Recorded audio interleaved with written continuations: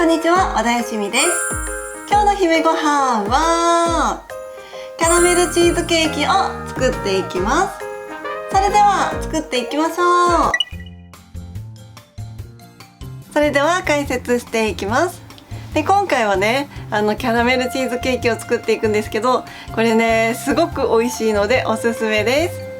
で、キャラメルもね、市販の固形のねキャラメルを使うんじゃなくて、砂糖を焦がして作っていく本格レシピです。で、まず最初にクッキングシートは型に敷いていくんですけど、クッキングシートがねくっつきやすいようにサラダ油とか、あとオリーブオイルとかをこうね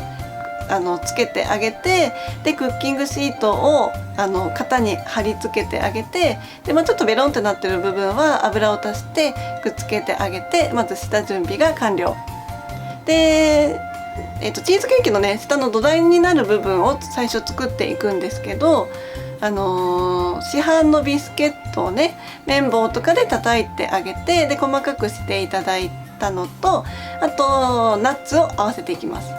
で、ナッツも粗みじん切りぐらいにしていただいて、で細かく切ってあげて、でナッツとビスケットを合わせて、でそのつなぎになるのがバターで、一回溶かしバターにするのに電子レンジで加熱していくんですけど、必ずねラップをしてあげないと、電子レンジにかけた時にこうバターがポンポン跳ねちゃうので、必ずラップをしてバターを溶かしてあげてください。で、ビスケットとねくるみと混ぜ合わせたのを型に敷き詰めてあげて、で、ラップの下にコップの下にラップを引いて、こうね上からギュッギュッてね押さえつけてあげて、でまずチーズケーキの土台になる部分は完成で、クリームチーズをね使っていくんですけど、またこれもね常温に置いといていただくといいんですけど、だいたい忘れちゃうので、冷蔵庫から出したばっかりのクリームチーズは電子レンジで加熱してから使います。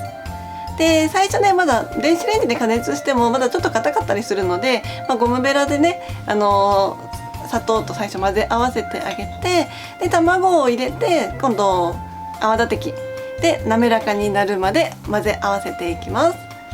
で、これからねキャラメルを作っていくんですけど、キャラメルの味になるものを作っていくんですけど、ここからはね時間の勝負なので、使う材料はもう全部用意してあげてから、こう鍋でね砂糖を焦がしていきます。で、これね本当に目を離すとすぐ焦げちゃうので、ちゃんとよく見ながら、でちょうどいいくらいの焦げ加減になったら火を止めて、でお湯をパッと入れて、でこの後に、生クリームを加えていくんですけど、生クリームね全部まとめて入れちゃうとどうしても冷えやすかったりするので、そのキャラメル液がね冷えちゃうので、少しずつ加えて、で滑らかになるように混ぜ合わせてあげてください。で、できたキャラメル液はクリームチーズに、これもね全部入れるんじゃなくって、細かく分けて3回ぐらいに分けて混ぜ合わせてください。はい。で、これに小麦粉は大さじ1入れて、ふるいながら入れてあげて混ぜ合わせて、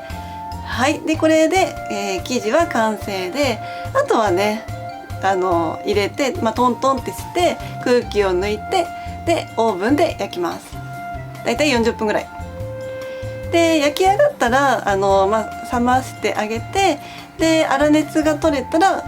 お皿とかに入れていただいて、で切り分けてあげます。これね冷蔵庫でねしっかり冷やしてから食べた方がすごく美味しいので、冷蔵庫でねしっかり冷やしてから食べてください。では完成です。できました。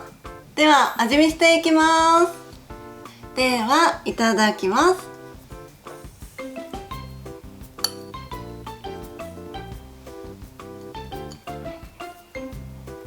これはねすごく美味しいと思うキャラメルの香ばしさと、あとクリームチーズのねこう滑らかさと合わさってとっても美味しいと思います。土台にねナッツが入ることでカリカリした食感もプラスされるので、とっても美味しいと思います。ぜひ作ってみてください。最後まで動画をご覧いただきましてありがとうございます。チャンネル登録よろしくお願いします。そして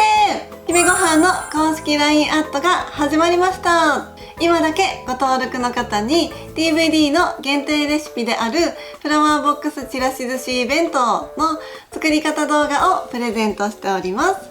詳しくはコメント欄にリンクを載せておきますので、ぜひぜひご登録いただけると嬉しいです。それではまたお会いしましょう。さようなら。食べるときはね、しっかり冷やしていただくとより美味しくいただけます。